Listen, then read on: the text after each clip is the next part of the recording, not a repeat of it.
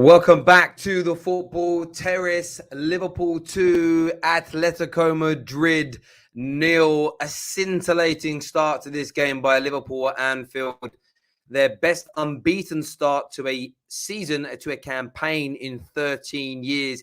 Is there anybody that can stop the Merseyside juggernaut from slowing down this season? I'm not too sure, especially in Europe. They look absolutely breathtaking against one of the toughest teams really to beat on the European scene. Of course, some controversy this evening in relation to Felipe's red card, an air of confusion still amongst many fans across football. I do want your thoughts. I do want your feelings on this. We will be taking your calls for you to come on and have your say today. Irrespective, I still think Liverpool are walking away with all 3 points in the group stages. Pretty much, I actually haven't even looked at the league table. They must be pretty much through, if not guaranteed to be through to the knockout stages now. We want to talk about that. Man City, of course, a brilliant win, a brilliant victory for them this evening. Maybe a little bit more Pochettino tax. Not doing a great job in the Champions League, in my opinion, over at PSG with the plethora of talent and resource that he has. I want your views. I want your opinions this evening on the Football Terrace. I've also got our competition running as well, which we'll talk about a little bit later. I want to go to your calls first of all.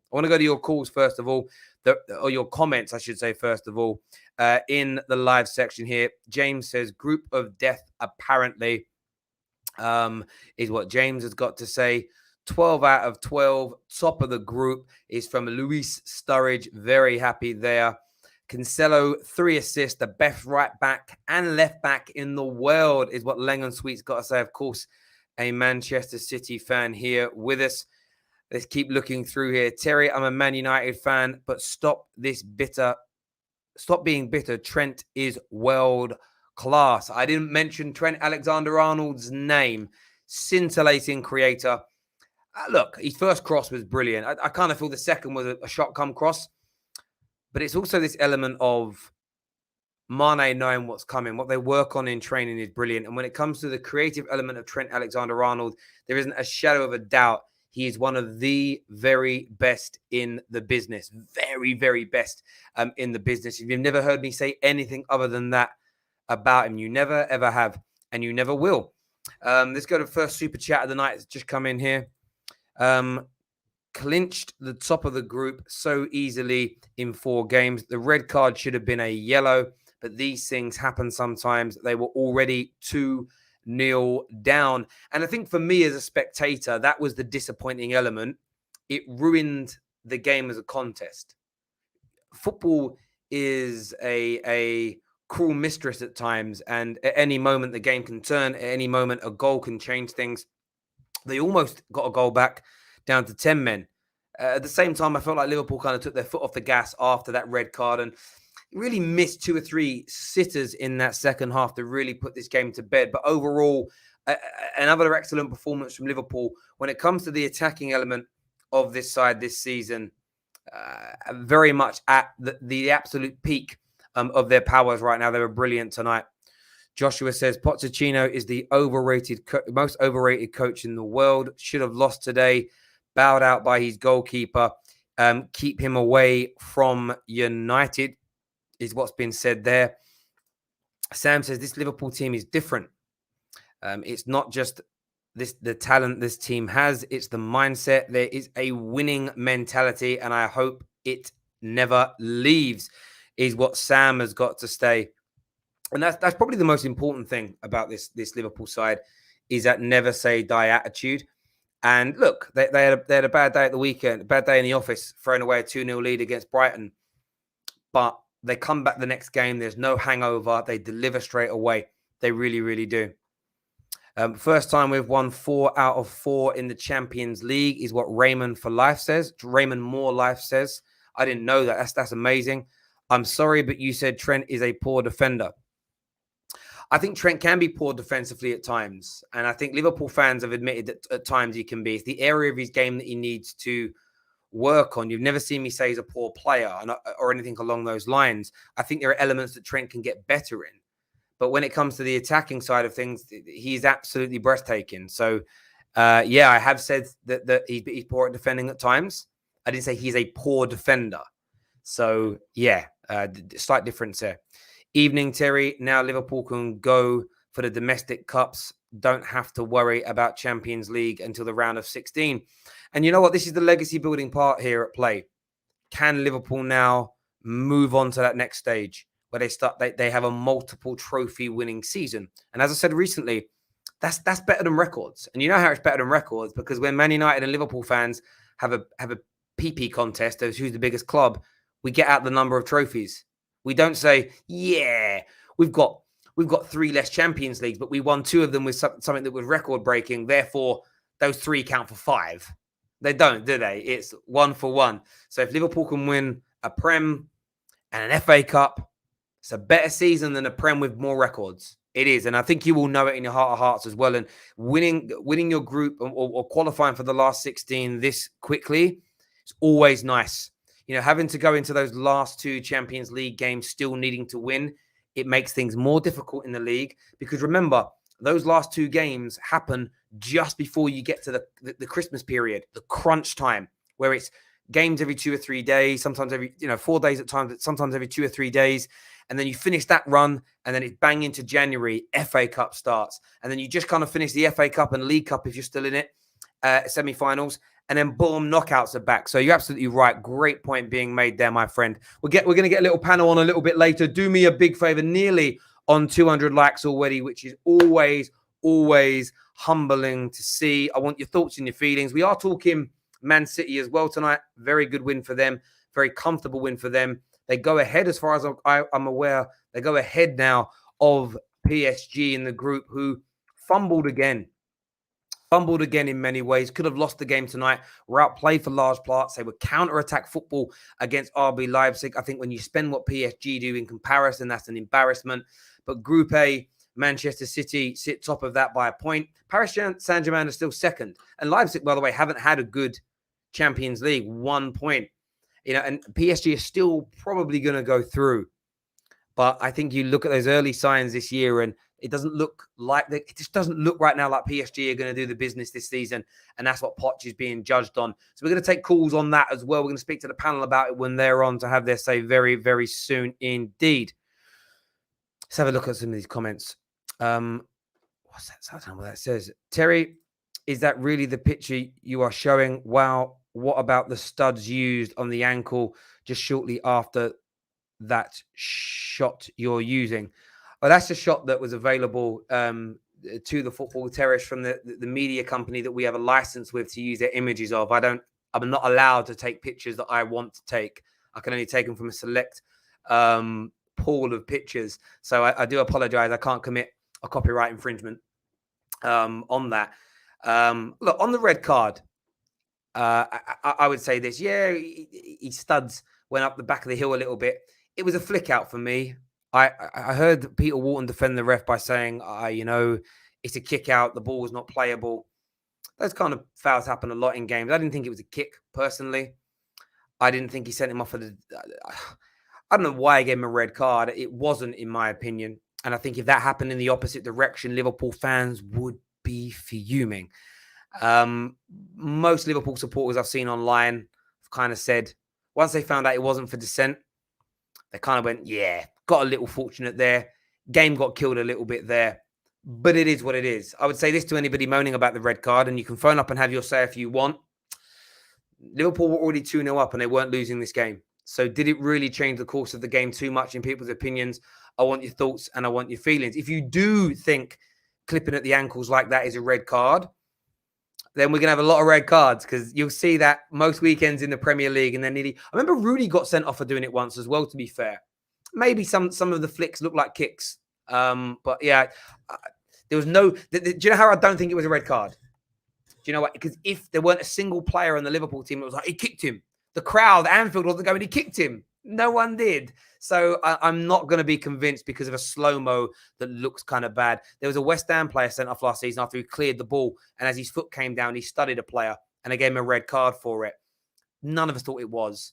And no one at Anfield thought it was a red card. None of the Liverpool players thought it was a red card. The Liverpool bench weren't jumping up and down for a kick. They were just like, book him, please. It's a cynical foul. That's what it was, in my opinion.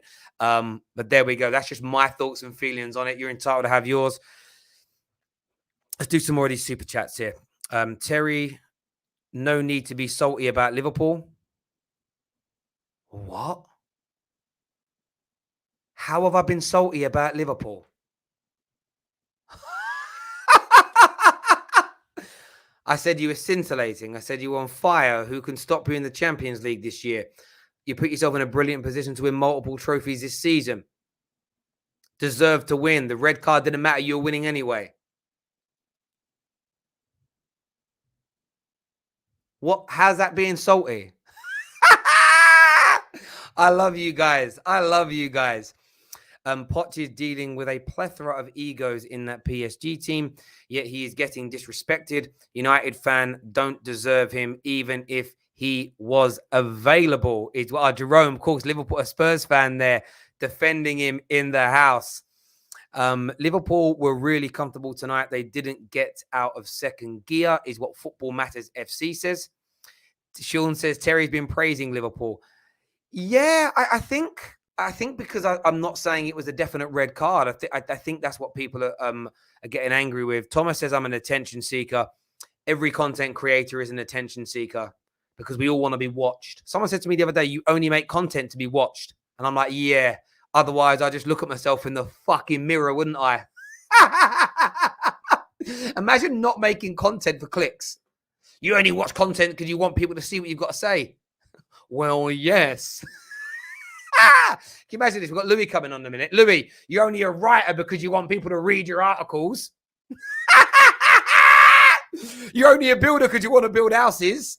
You're only a baker because you want people to eat your bread.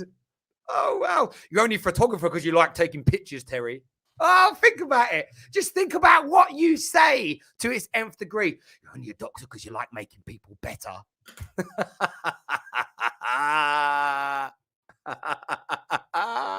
Think about it. I love you guys. I love you guys. You're only a footballer because you like kicking a ball. Oh, you can go all day. We can go all day. We can go all day. Oh, my word. Oh, my word. Red card soft, but that was decided by VAR. I think the ref wanted to give a yellow first. Simeone is a dirty manager. His tactics are to be rough and dirty. I understand that, though. Awesome performance, red or not, we were winning. I hear you on that, my friend. Selection here says he definitely kicked Mane on purpose.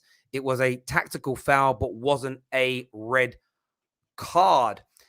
Terry's bald, shiny head, this is this username, says that this red is said for the disrespect to the ref after the... No, it wasn't, my friend. UEFA already confirmed it was for the kick, what they called a kick, the challenge. So it wasn't for the dissent at all. Unless UEFA are lying to us. But yeah, it's already been confirmed for what it is. For what it is, my friend. Terry, why are you so triggered? I was laughing, bro. It's hardly triggered. Nice try. What are we saying here? A lot of people saying happy birthday. I don't know who you're saying happy birthday to, but whoever's birthday it is, have a good day. As long as you're not a bad person. Do you know what I mean? Terry, why don't Alfie come on anymore? What happened to him? Is he still alive? I don't know what Alfie's up to. I shared the link. It's up to them. You're a YouTuber because you like profiting off of losses. Yes, that's why we all do it. We all sat there when we invented fan channels and we're like, right, let's create these channels and hope our teams lose because then we'll all make loads of money and be rich. Yeah, that was a plan. Nice try, though, bro. Nice try, my guy. Right. What else are we saying in here? I'm going to get the panel out really, really soon. Terry, what were your predictions for this match? I said Liverpool win. In fairness, I think Daniel, Anita, and Jess last night on on Monday on the BV show all predicted Atletico Madrid wins.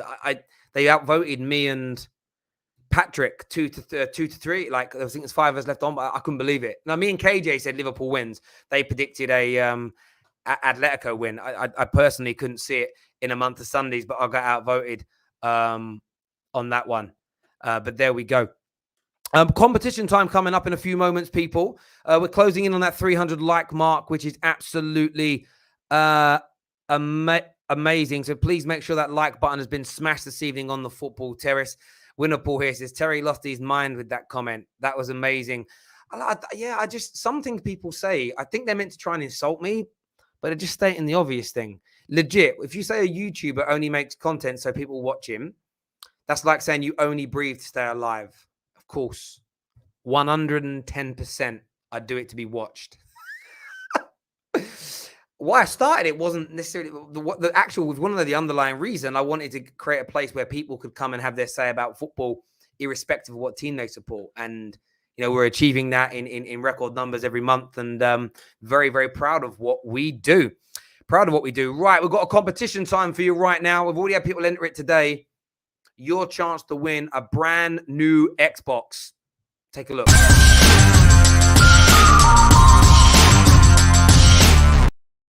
So, in that golden envelope behind me is a football phrase, a phrase you definitely all know, and it's used on a regular basis most seasons in football. If you put in a super chat, and you can be super chatting a point, a question, and you want to have a guess, if you just want to donate to the terrace and have a guess anyway, but what that football phrase is, if you get the football phrase right, or within the ballpark, last night, last week's phrase was in his pocket. Somebody said in his back pocket. That's cool. If you guess this phrase, you win a brand spanking new Xbox, 2 controllers, and a computer game of your choice. So get them super chats into us right about now. The phrase is in the secret envelope. We know so many of you donate to the terrace each month. We really want to try and give something back to you. So if you put a super chat in, feel free to have a guest on the end. If you want to have a guest just by itself, feel free to get it done. We're going to add prizes every 2 weeks to the pool. So if nobody gets it right in 2 weeks, we'll add another prize, another prize, another prize. Running this competition regularly at the moment. As I say, want to give you guys back an opportunity to do it. Someone says Xbox Series X. Now, I'm old. I know it's got like a 1 terabox memory on it and stuff like that. So it's brand new. It's like the best one you can get. Cost like the whole thing package is like 400 quid. So like, yes, whatever that means. That must be a Series X if it's the best, right? Big memory, all these things. Going to bring the panelists out in a few moments as well. Terry, who's behind you? No idea. Terry, Liverpool fans are emotional, bruv. The barren 30 years really hurt them, is what Adam's got to say. In fairness, I will say this about Liverpool fans, legit, right? 99% of the Liverpool fans that watch my channel are so cool, on point, good people, never give me any like weirdness. So yeah, I wouldn't say that's true about most, but yeah, good people here. Ajax are playing quality football. Ten Hag in is what Beck has got to say. Dare I say it? It says English tax. The phrase isn't English tax. That's a really good guess though, my friend. Thank you for the donation and a good guess. Right, panel time now, my friends. Hang on, what are we saying here? Can you add a clue for the phrase? We add clues when we get near to the end of the 2 weeks. I will give you a clue. How can I do it? How can I do it? The clue is it doesn't happen straight away. Okay, right. We're going to bring the panel out to have their say. Make sure you smash that like button before we do it. Subscribe to the Football Terrace. Let me just move that down. I've got a little cough as well. I've been a bit rough the last few days. Panelists coming out now to have their say. Let's do this. Evening, gents. How are you? Good. Not bad. Very Good. Good. Another very good win. Another very good win for Liverpool, no doubt about it. Scintillating start. From an attacking point of view, Ram, there's just no stopping you at the moment, is there? No, absolutely not. It seems as though the guys are starting to click into gear. Sadio Mane, I thought, had a very good game. His directness, his control of the ball, his willingness to go in behind the defense was incredible.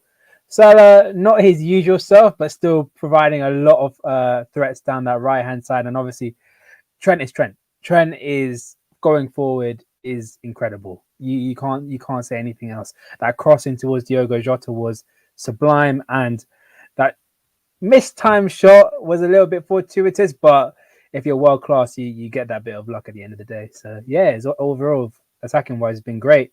Yeah, no doubt about it. And Hussein, I mean, for me watching, you've got Mo Salah. I know he hasn't scored in a couple of games, but everybody, like we know what run he's been on, but Mane scoring again this year, whether it's Jota or Firmino, they're chipping in with goals. In terms of the goal scoring front and blowing, you must fancy yourselves to be able to outscore anybody right now.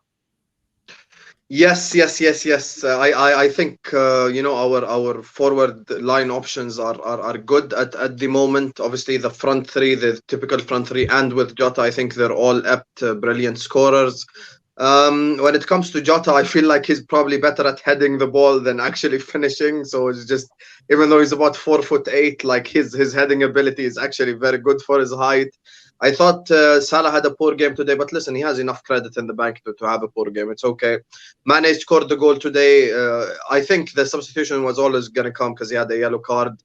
Jota was brilliant again. I thought, to be fair, both goals shouldn't have been offside. Not one of them. I thought both of them are onside, like in my opinion. Obviously, with the lines and stuff, I get it. But like the way I view football, both of them are goals. So Jota was brilliant today, even in terms of his movement.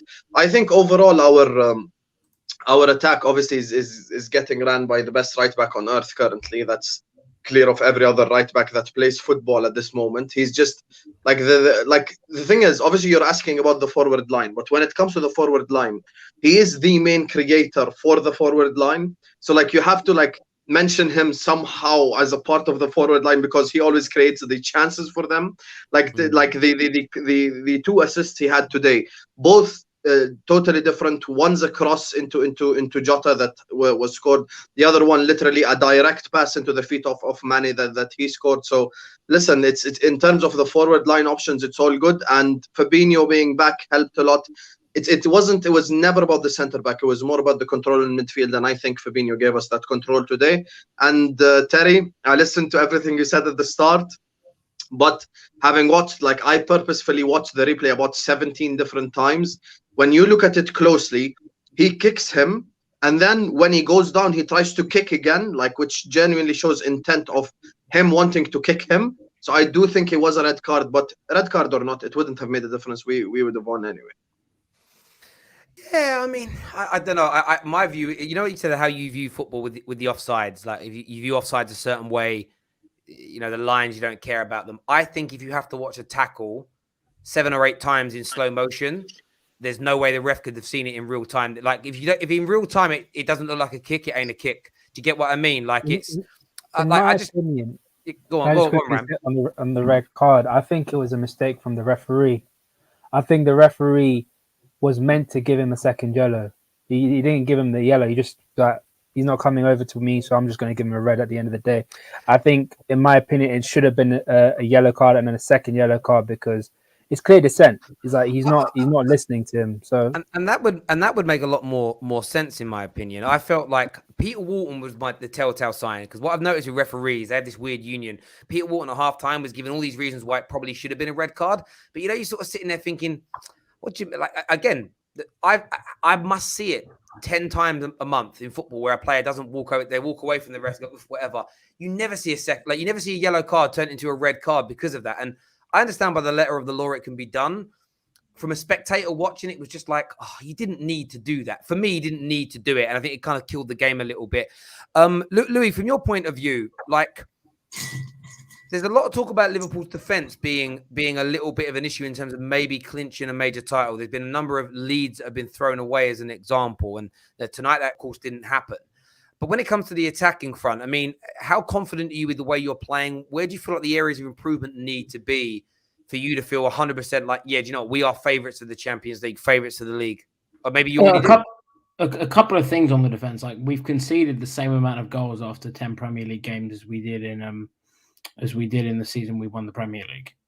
The reason it looks bad is because we've kept so many clean sheets, but we've conceded a lot of goals in certain games. So like 3 against Brentford, 2 against Brighton, as opposed to 1, 1, 1, and 1. So like we've conceded 8 goals. That's the same at this point when we won the league.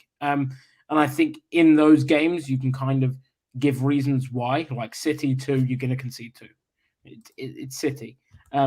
Brentford are just a menace that teams are still figuring out how to deal with. And Brighton, we're missing Fabinho, and I think today's game proved how important he is to Liverpool's team and how how everything just clicks when he's there. But in terms of where I think Liverpool can go, I mean, I said to you, I thought we'd be fine. And today, for me, the most impressive thing was Chamberlain and Tsimikas who came in. A lot of was made about Liverpool's squad depth, but being able to give Robertson a game off, being able to put Oxlade-Chamberlain on, who I thought had probably his best game since before COVID for Liverpool. I thought he was absolutely fantastic tonight. So being able to do that, I've got a lot of faith in Liverpool. We've got the numbers. We are being hit with injuries at the moment, but Fabinho coming back and Thiago coming back is great. You know me, and I think we will be there or thereabouts come the end of the season in all competitions. And I mean, to get this wrapped up after 4 games it's what you want. People said this looked like one of the hardest groups, which it probably is, along with Man City's group. I'd say Man City's group is a little bit harder. But to wrap this up after 4 games and then literally to be able to play anyone like Terry, if you're around, you can play for Liverpool against Porto and AC Milan. Like, we'll play anyone. I don't want any first teamers anywhere near both of those games. I hear you on that. We're going to go to Kendall in a few moments. Welcome to the show. Some of the competition guesses. So it's not VAR check. I might not be able to put all these up on the screen because some come out. Lost the dressing room is not the phrase. It's a good guess, though. Injury time winner, last minute winner. That's 2 guesses, but no. Terry, I want bits and bottle jobs to stop hiding. That's a random. That's definitely not the phrase in the envelope. Against the run of play, no. There were some more guesses as well. We had squeaky bum time, early bath, and smash and grab, and offside, all giving us suggestions. None of them are the secret phrase this evening. So keep your guesses coming in if you fancy doing it. Club Brugge is a Wi-Fi password. Club Brugge is not really that hard to spell, bruv. Like that joke don't work on that. I'm sorry, my guy. I'm sorry, my G. It's normal. Yeah, a Welsh town spelled in Welsh. That's a Wi-Fi password. What was that team that I'm sure Drogba played for, Andy Macalala or something like that? Yeah. Something like that. I tell you that the team that Man United got beat by last year, Istanbul, Başakşehir. Yeah, mate. With my dyslexia and the kind of accent you need on that word, it's never coming. But the final word is just I can't say it. My mouth, my Cockney tones don't allow me to say that word. It's a madness. If I was well educated and posh like our Louis, then I'd be fine. So. I like having a dig at Louis. I know Louis well now. We work together at GMS. It's all good. Kendall, though, I wanted to speak to you. I mean, really poor start to the game again by yourselves, but a big decision to send another player off in this game. Give me your thoughts on how the match went. Literally, we did nothing. I don't know if anyone saw the stat, but we completed 180 passes to Liverpool's 510 in 85 minutes, which is absolutely embarrassing. Just nothing. We did nothing of note. Trippier had an absolutely horrific game. I cannot even express. I can't even remember the last time he had that bad of a game. I don't think anyone really stood out, in my opinion. The defeat was utterly deserved. I can't even moan. I mean, I can moan about the red card, and I have seen it. I did a little poll on Twitter myself about the red card. I kind of get why it was given in a sense. I thought it was for dissent at first, but apparently uefa have come out and said it was for the tackle, which seems a bit strange. I would have understood it a little bit more if it was for the disobedience, if you will. But yeah, absolutely 2 must-win games now against AC and Porto, which didn't really want to be in that position, but here we are. And yeah, can't really say much else because Liverpool utterly deserved that. I'm not even going to sit here. I'm not even rattled about the result because it was just deserved. I'm more rattled about how we just lay back and allowed it to happen like that. I did say earlier that I would not have started Suarez, and that might have seemed a little bit wild. But when I look back now, I think personally Cunha should have started for me, and Suarez should have maybe came on second half. Seeing the way that the game was going. But yeah, there's 5 main players out in Llorente, Lamar, Savic, Griezmann, and who else is out? Kondogbia.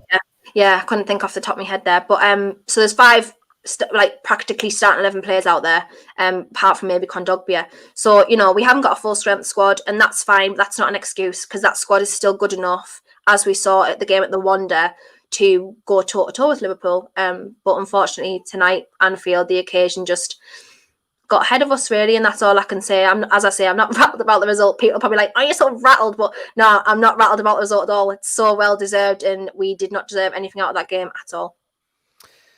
Yeah, I think most would agree. As you say, the red card is kind of shrouded in sort of mystery, and it depends where you watched it. Again, if you BT Sport, they announced that UEFA said that it wasn't. A lot of people were saying, "Oh, it was for dissent," and maybe it was, and they're just covering up not the mistake, but I still don't think you guys would have come back into it. And Suarez was an interesting one because he just looks, again, maybe it's playing a Prem team, the speed and the velocity that Liverpool play at. He just looks. He is an older player now, but he just looks... He's been like that all season, though, Terry. Like, really? Most of the season, he's not been the presence that he was for us last season.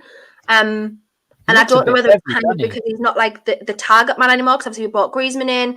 Felix is fit this season, and he's looked really good in the league. I don't know whether it's just because he's not being relied upon as much, but he just hasn't looked right at all. So he does look a bit heavy. Like he's carrying a bit of weight.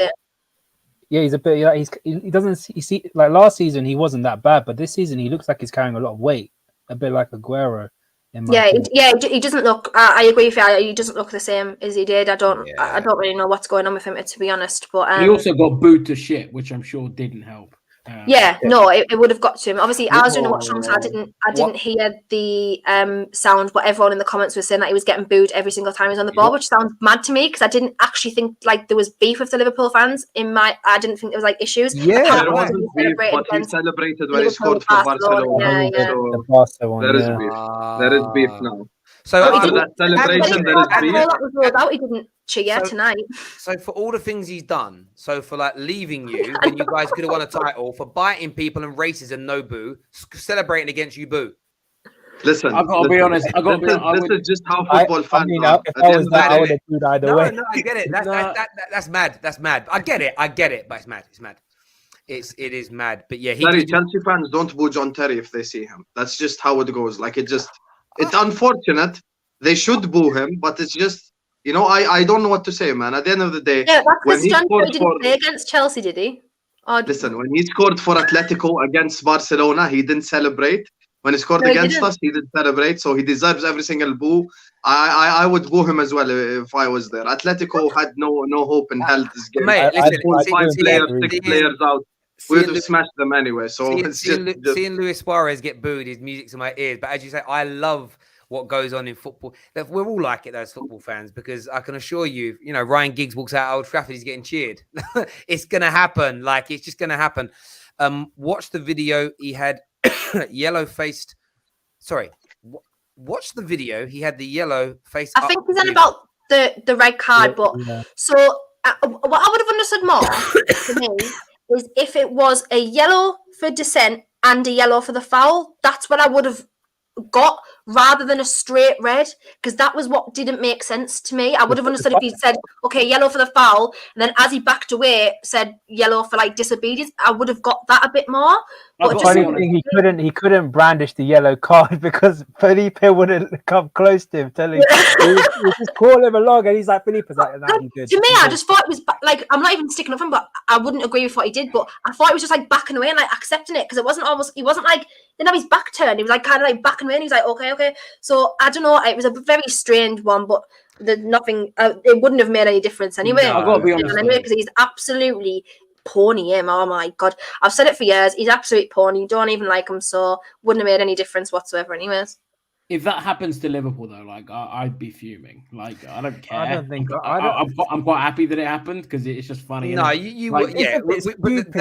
that's one of those. That's one of those decisions where when you benefit from it, it's like wow. When it goes the other way, you're absolutely fuming. And we've all had them go for us. We've had them go. It's why I don't buy into this notion of this team pays off refs and this team's there's a conspiracy against them, because I've seen all teams get those decisions go their way. It might just so happen, Liverpool have a really big game in a month or two, and it happens to you guys. And what you'll get from Liverpool fans, and you'll see it all over Twitter, we never get the decisions. That's just football fans. Like we're weird like that. The reason I'm not angry about it though is, as I said, it simply did not make a difference to the game. That red card made zero difference.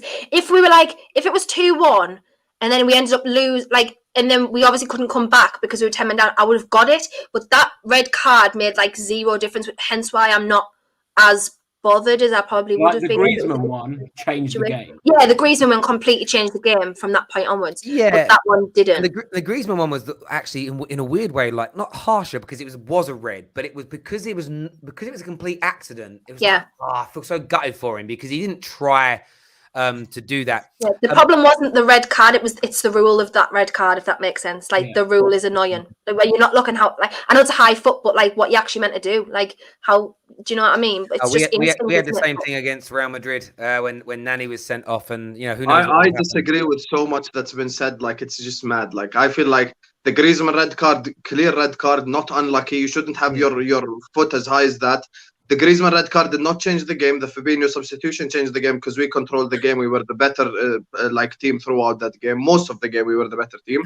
Today, I also think it was a red card because he kicked him while he was running. Please go watch it again in slow motion. He kicked him. He did not just try to take him down. We've all seen fouls. We've all seen fouls. Anyway. Let me just say this. We've all seen fouls in transition plenty of times. There's a way to bring him down in a way where you only get a yellow. He literally kicked him in the back of his knee. Bro. Like I've said, the referee didn't see that. You know he didn't, because he would have gone straight for that red card. He wouldn't wait to call him over. He'd have pulled it out when that happened. No player, no manager, no fan. 95% of Twitter was like, I saw like justifications to that. Oh, I can understand why he gave it. Nobody was like, that was a red card. And so I hear it. On the Griezmann thing, I disagree with his foot shouldn't be that high. Just watch out for it in games. The amount of times players will put their foot up high to try and control the ball. Foot can be that high. The foot can be that high. It's when the studs. It's when you contact. Hang on. You can't put your foot that high and not have your studs in the air. No. So Jota for today, for example, like he had a high foot for Trippier when he went for the overhead kick. That's, you know what? It's a foul. It's a yellow card. I'll give you an example though. One of the greatest goals ever scored in the Premier League was Wayne Rooney's overhead kick. If Michael Richards was a foot closer to him, Wayne Rooney would have kicked Michael Richards in the head and the goal would have been disallowed. Or he would have nearly kicked him in the head and it would have been called a high boot. The point is, sometimes you're trying to control the ball, you're putting your foot up to control it, and an accident happens and there's a clash. It's definitely a red card, but it's unlucky from the point of view. He wasn't challenging for the ball. So if the ball was there and he could see the player in front of him and he puts his foot up that high, it's not unlucky. It was a very unique situation. But he studied him in the face. Okay, every single Liverpool fan on socials, when Mane did that to Ederson, the Liverpool goalkeeper, you were all like, but he didn't mean to. No. It was an accident. No, you. That was a red as well. It was a red. He took his head off. I'm telling you what your fan base said. I'm not saying but what? Hang on. What's so hard? What we said? I don't understand what we're disagreeing about here. We all said it's a red, but the point is that I understand why people feel hard done by it, or that's unlucky. It wasn't like a man went in 2-foot lunge and nearly broke a leg. That there's a fun. As I said, it's not the red card that's the issue. It's the rule that's more annoying. Like and Felipe getting red carded is advantage Atletico anyway because he's absolute trash. So it's like 10 men anyway, so he may as well have just been off from the start. To be honest, I do hear you. I do hear you on that. Brian here says, is the phrase watch the replay? No. I missed one earlier from RDX. It says, is the phrase trust the process? No. So remember, there is a secret football phrase in this golden envelope. The person who puts their super chat in and gets it right wins a brand new PlayStation, Xbox, 2 controllers, and a game of their choice. So get those guesses coming in. We've got a super chat here from a few more. I missed some of these. Hang on. I missed so many. You're so generous, you lovely people. But Daniel put a super chat in and says, even hooligans haven't been as biased as Hussein is being now. Stop, bro. That ref is doing Conference League his next game. Come on, Daniel. Don't say in the comments, bro. Come on. I love Daniel. I love Daniel so much. Daniel has the Liverpool agenda, man. It's a straight red. It's a red. He said a lot of stuff in the preview. I want him to come on. Come on, Daniel. Yeah, that's what I said. Liverpool agenda. So no matter what I say, he probably thinks Reece James is better than Trent anyway. So his opinion is irrelevant on any Liverpool. He does think that. He does think there that. You go. He does think that, no doubt. I want to just change the subject slightly. I want to speak about Paris Saint-Germain because another game. They're not in trouble in the Champions League. They're probably going to qualify. I'm going to be blunt. I've watched all of their Champions League games, and I've actually forced myself into watching League are, just because I want to watch how they're doing.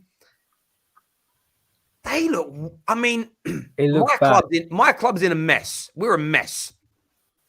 Like Paris Saint-Germain, they're awful though. Like legit. No, they're not very good. Listen, Ginny scored 2. Ginny scored 2. That's all I give a shit about. What? Ginny Wijnaldum scored 2. I know who he is. Yeah. Bring him home. Prince needs to come home to St. James's Park. I'm telling you, Ginny's going to Newcastle. But the thing about PSG is, and I genuinely mean this, the best thing Pochettino can do for his career is leave PSG. Fact.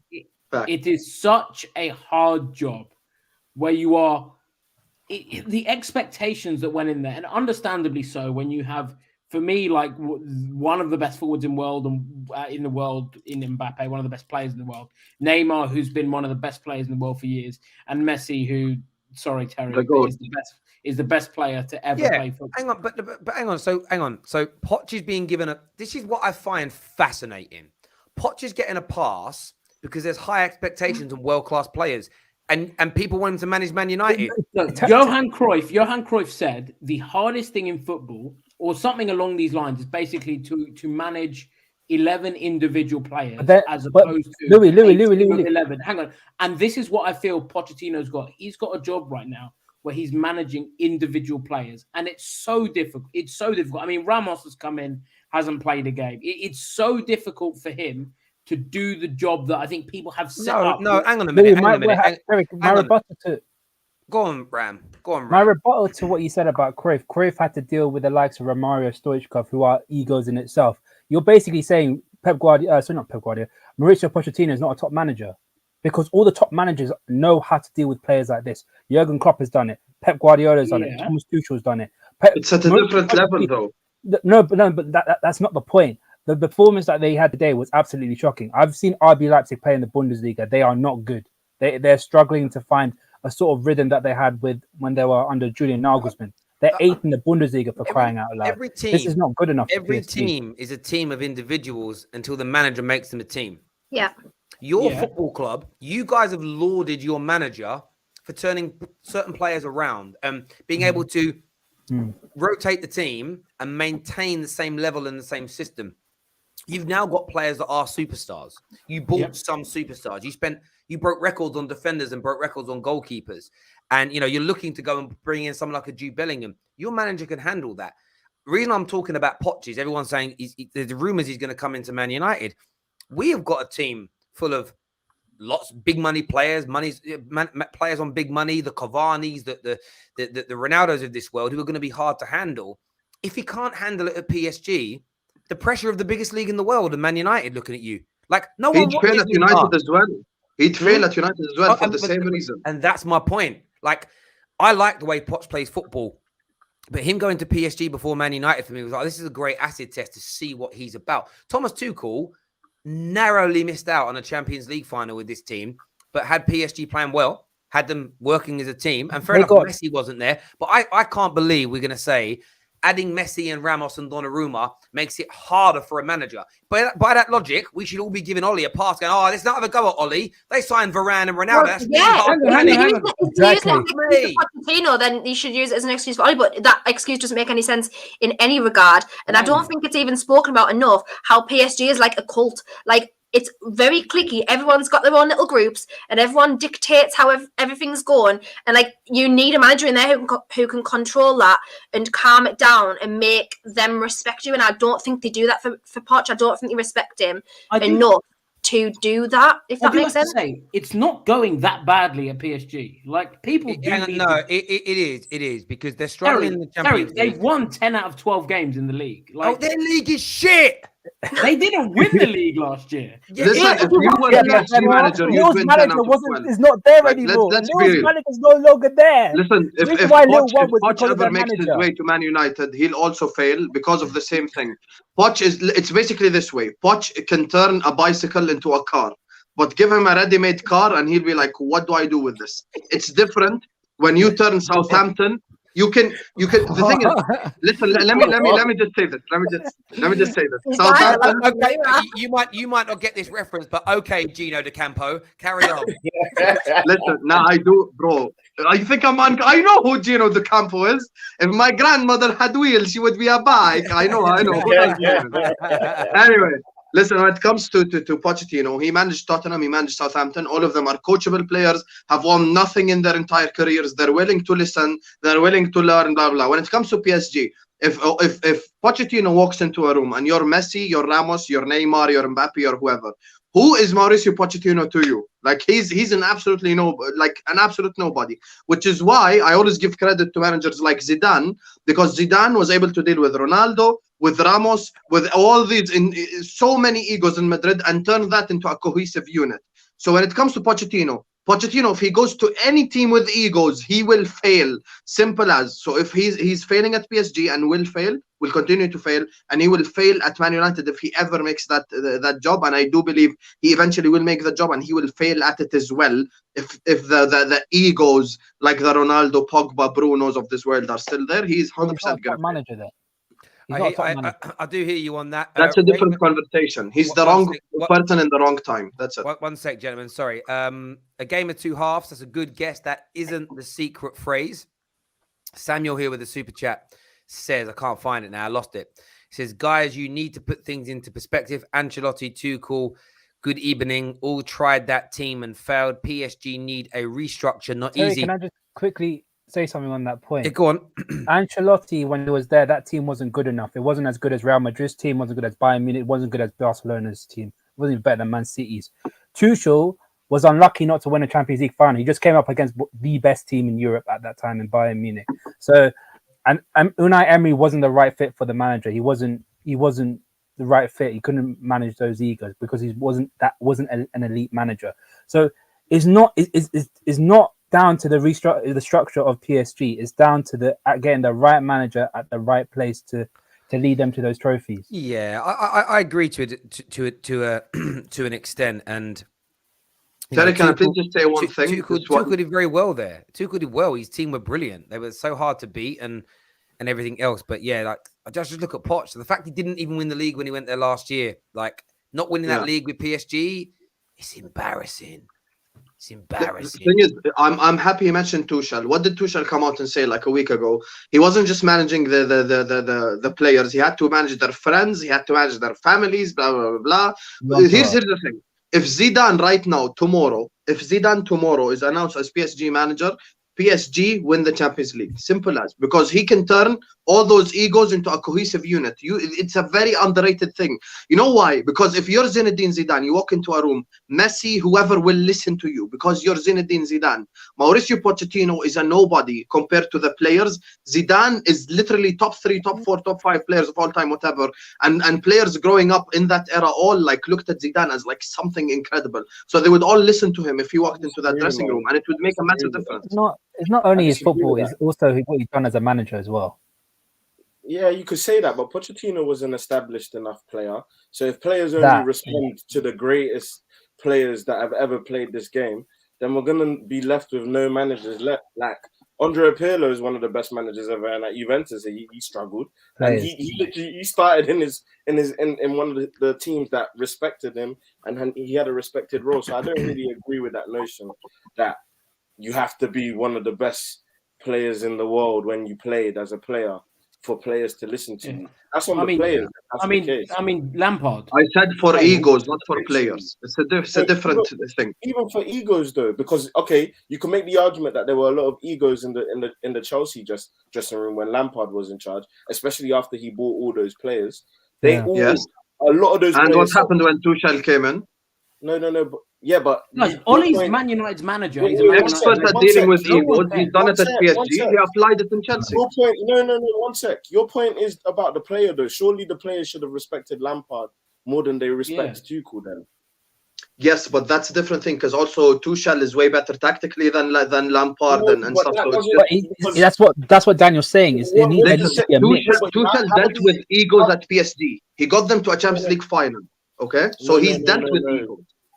I think you're taken away from what you're. I'm just responding to what you're saying. You're bringing up the tactical element. If we want to argue about the tactical element between Poch and Zidane, it's very hard to measure because Zidane obviously managed Real Madrid, and Pochettino actually he did do well with Tottenham. No one can deny that. So I'm responding to the point where you said Zidane comes in and wins them a Champions League because he's the best at handling egos. I disagree with the point of the players respecting him because he's one of the best in the world, because we've seen cases of managers who used to be players that were top quality, world class, and he didn't command the dressing room the way that Zidane has. I think when you manage a dressing room with that level of, we always call it egos. I sometimes just think it's the best players in the world, because you need to be one of the best managers in the world. I think that's what you need to make it work, because I'm telling you now, even at his age now, if Fergie walks into a room, Messi makes it. No, I'm being serious. If Fergie walked into a room that Lionel Messi was in, Lionel Messi would make a beeline to go and say hello and shake his hand and respect him, because Fergie has that respect. When Fergie was a manager, he was respected, and same as some of your great managers from your history.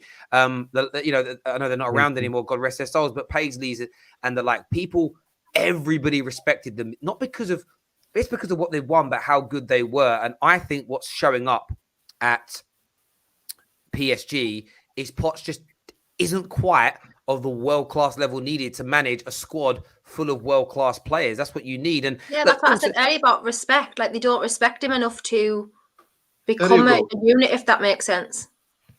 Yeah, and also there's a great point here, like Galacticos 2.0. I don't know how does the Galactico approach even work when it comes to winning the Champions League. Like, there is, I mean, maybe I don't know. It didn't work. They didn't win it in Madrid, by the way. The Galacticos, they never won the Champions League. Galacticos in like the late 90s won stuff because they had a world-class manager in Del Bosque. Vicente Del Bosque, correct? Yeah, they had a world-class manager who won. When he won the Champions League, what was that? Didn't Madrid win it in the year 2000 and 2001? Yeah, early 2000. Saying that wasn't a Galactico team, though. But obviously the Galactico team came later. And same thing, they couldn't win the Champions League. It was a team of individuals. It was still a Galacticos team. There's still the. I hear that. Philosophy was there. I want to change the subject again slightly. Obviously, Daniel's joined us. He was called out by Ram. Come join us. Come have your say. I got called out. Yeah, so Daniel's here. So Ram, Daniel just loves to argue, man. So Ram, over to you for the last little segment of the show. What are you saying? I got called out, innit? Nah, you like to run your mouth about how Liverpool is gonna get beaten by Atletico Madrid and saying like, "Oh, Liverpool is this and Liverpool is that." Where are you at now, bro? Come on, what's your opinion? There's no opinion. You won the game. I don't know what you want me to say. No, that's such a cop-out. We're not doing this. People can be wrong in their opinion. No, bro, why? If you want to put things into perspective, since you do want me to talk, and people do enjoy it when I talk, so let's start for this. Let's keep it like this. There was a red card in the 20-something minute. Look, some people might argue, especially a lot of Liverpool fans might argue the game was maybe done because it was 2-0 up. But we saw Atletico come back, so you never know what could have happened. But as soon as they got the red card, it was done. Game was done. I don't know what you want me to do after that, literally. No, but he's just the game was done regardless. 11v11, 10. We were absolutely hammering them. Like before the red card happened. Hang on. For the first 23 minutes, we were absolutely. Hang on. I think you would have won. Won. But you just had Brighton come back from 2-0 down. Exactly. What we came back. There was no Fabinho in that game. Well. No, but I'm asking a question. I'm not challenging it, and I know Liverpool fans are knickers in a twist. But if Brighton can come from 2-0 down, what rationale is there that Atletico couldn't? I just want to understand why you say that. The rationale is we have Fabinho. The first thing I said when I came on the show, I told you the reason we concede goals is not our defense. The reason is lack of control in midfield. When Fabinho plays in midfield, we control the game better because he's a natural defensive midfielder. Henderson in the 6 is not good enough. Henderson in the 8 is brilliant. So when Fabinho comes into that team, plays the 6th role properly, we control games, we dictate games. That's the major difference between a Fabinho and a Henderson in there. Hey. Against Brighton, we were getting cut through in midfield. You know what happened against Brighton? It was Liverpool attack, Brighton attack, Liverpool attack, Brighton attack, Liverpool attack, Brighton attack, the entire game. Yeah. Why? Because our midfield could not keep it simple.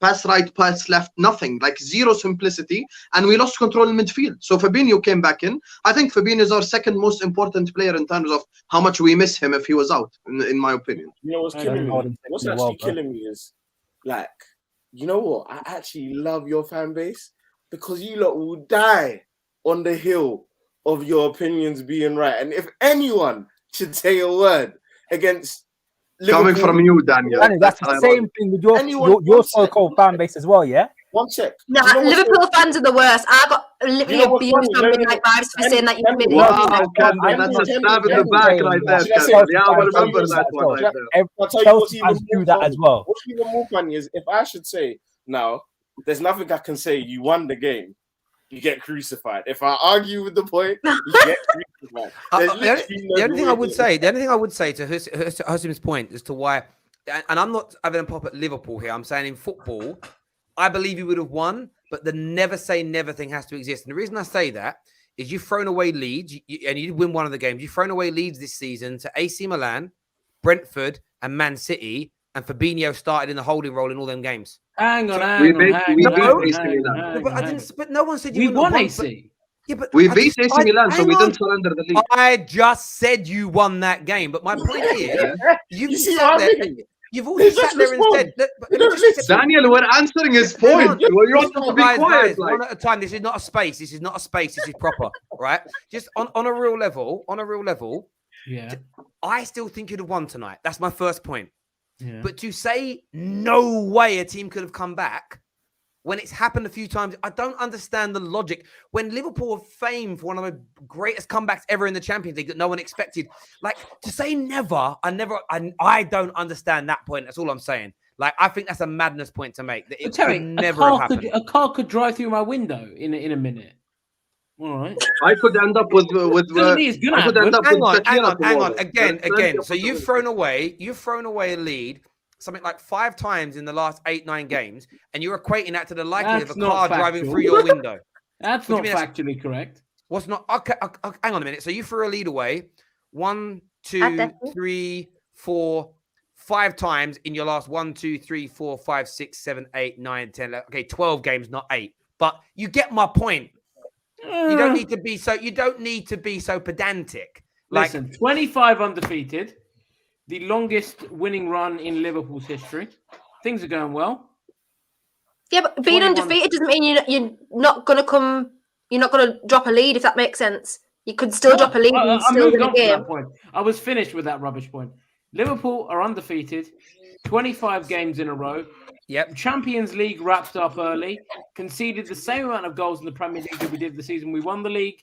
This is a very good season. Very good. European royalty. It is, guys, but that again, you are changing the subject. That wasn't the point that was being made. Rasta Man says, Terry, your bias is showing. It isn't, because if you watch the Football Terrace, hang on, Louis, before you start doing funny faces, I always say that you never. What's my biggest gripe on this channel when people, we did it during the Euro predictions. Yeah, France will win every game, they're going to win it. Oh, why are we just making these sweeping statements without watching football?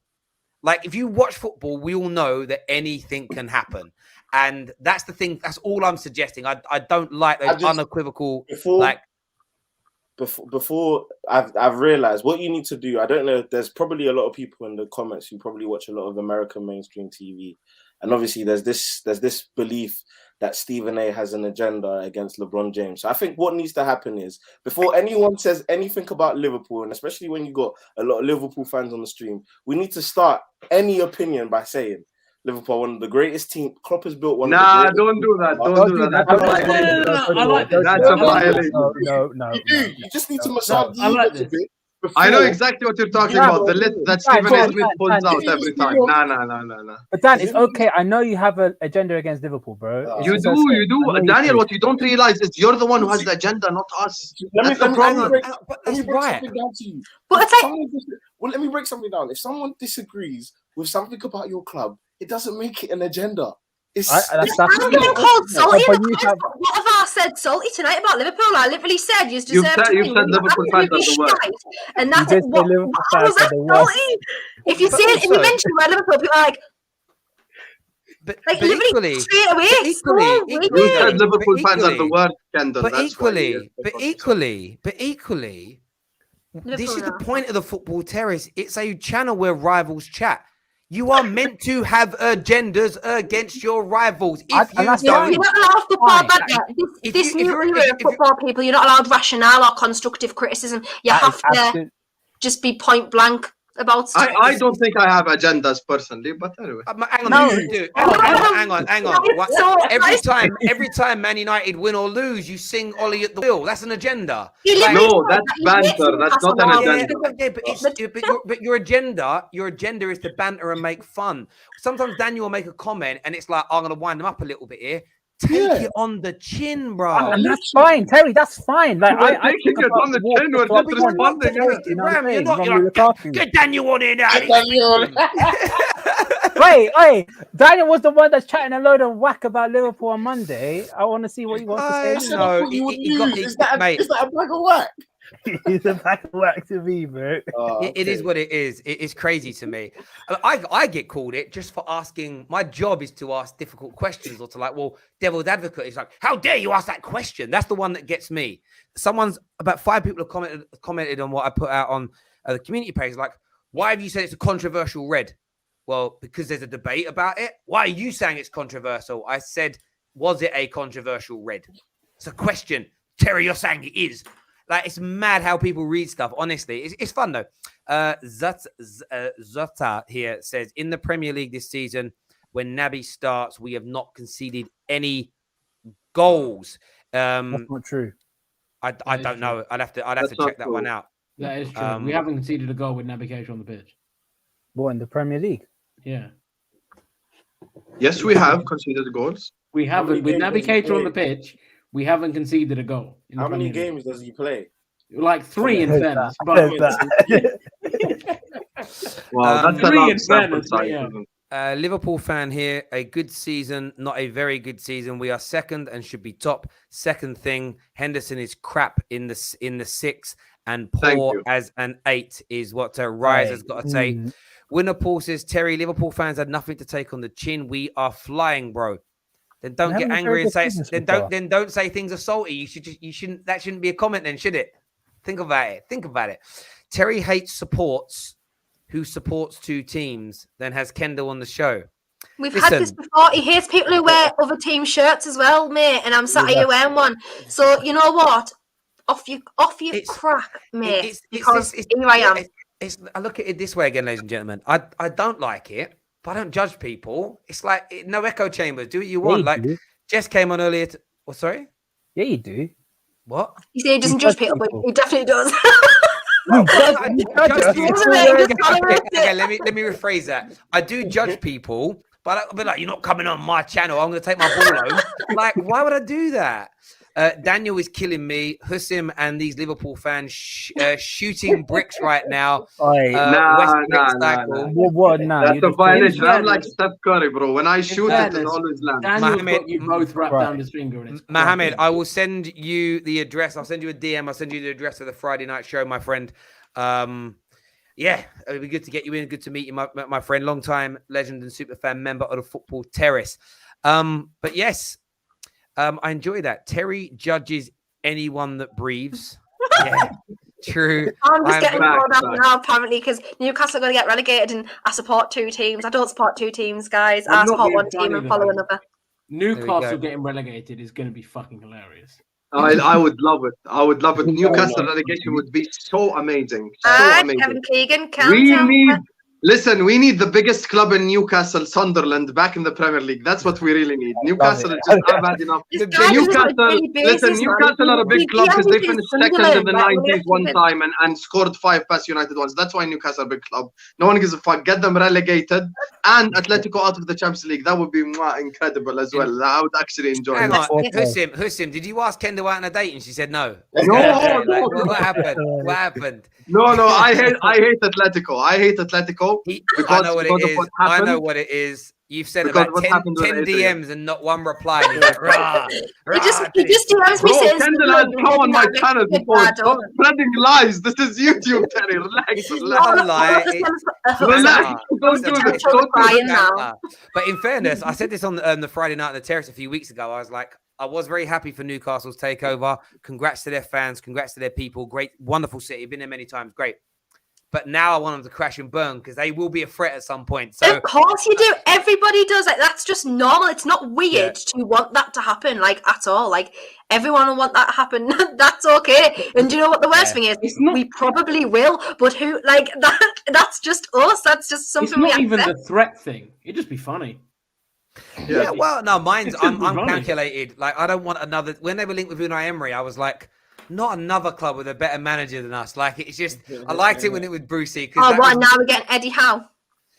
He's good, you know, better than Ollie. Apparently, Guillem has just tweeted tonight that we have asked Antonio Conte, Joachim Low, who else? Xavi and Unai Emery to come, and they all haven't. And I thought, well, obviously, because Conte was going somewhere else, Xavi's going to Barcelona, Unai Emery's already got a job at Villarreal. Why would you ask people who are already going to other jobs that are better than ours? That's stupid. Terry, why are we talking about an irrelevant club on a Champions League night? Like, I just don't understand what Newcastle brings to the table on a Champions League night. The last time they played in the Champions League, I was 1 year old. It was the last time they played in the Champions League. This whole thing where everyone's like, "Oh, I'm happy for Newcastle. They got new owners finally. Yay, football." I'm not happy at all. I want them to get liquidated with this new owners. Like, that's what I would celebrate. Wow. The lack of humility. Do you know what I mean? Kendall, I'm on your side. It's the lack of humility. When they had Jay Spearing, John Flanagan, allow it, man. Nah. 11, they weren't talking like this. And we can see the same thing when you had. Remember when Stamford Bridge was up for sale for £1? That was better. But you know what though? But that's why, like, for me, you never know when the cycle is going to go around. Yeah. The way Liverpool fans are now is why it might be 5, it might be 10, it might be 20. At some point, they will be in the doldrums again. And how we know that is because football over 150 years has done that to all of our clubs. You know, during Man United's pomp, I never expected to be where we are now. I'll give you this example. I was very fortunate. I went on to a call the other day with an agency. We're trying to get some players on the show. And there's this woman I was meant to be speaking to called Fiona, and she answered the Skype call, and it was Viv Anderson sitting there. And I'm like, that's Viv Anderson. Like, one of the only players in England to win back-to-back Champions Leagues. He did it at Nottingham Forest. And we were talking about, like, the rise and fall of people. He gave me his opinion on Ollie, by the way, which I was shocked by, considering he works for MUTV.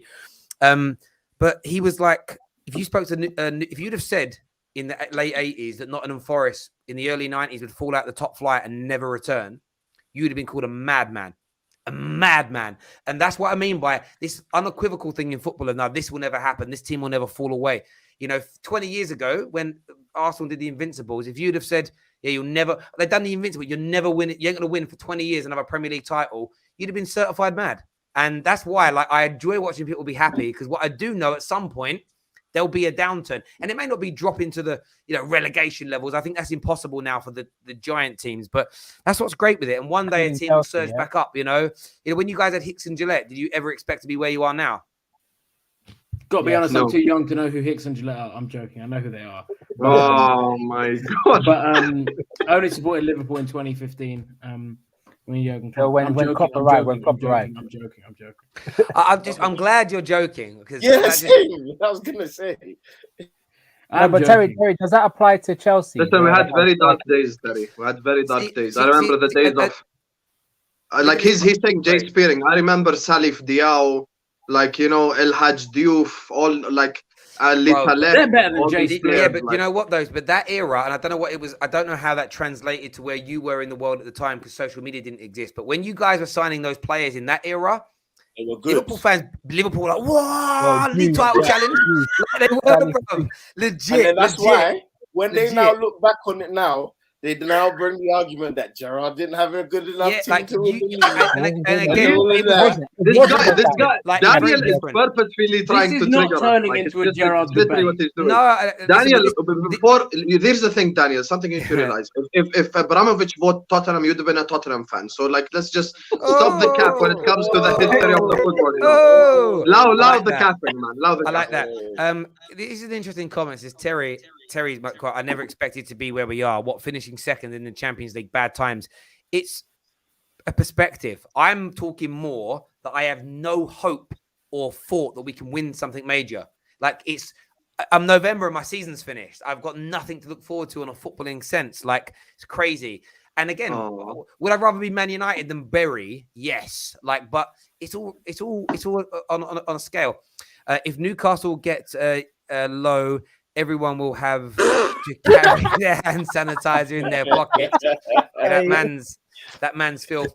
Letting in late goals. By the way, can I just say, if you're not carrying hand sanitizer in your pocket in a pandemic, what are you doing with your life? But okay, let's move on from that point. The comment here says, letting in late goals, need to buy a Genie replacement in Jan, or Chelsea or City will win the Prem.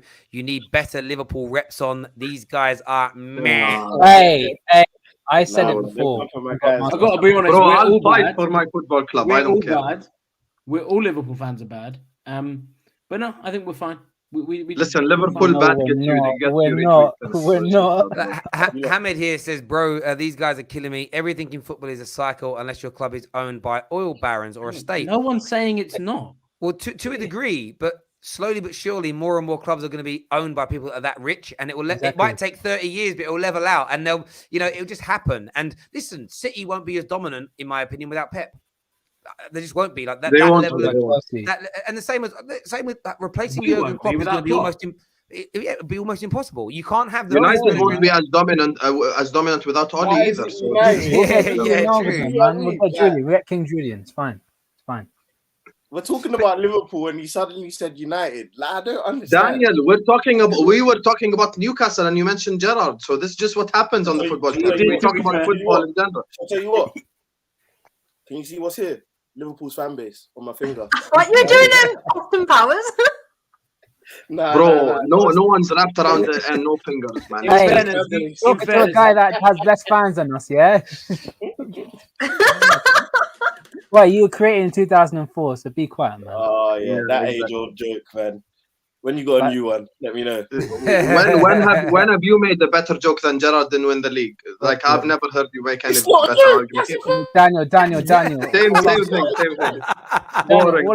All I'm saying, yeah, your manager is in the shadow of ours because he never really accomplished what Jurgen Klopp accomplished at Borussia Dortmund, yeah? So just pipe down.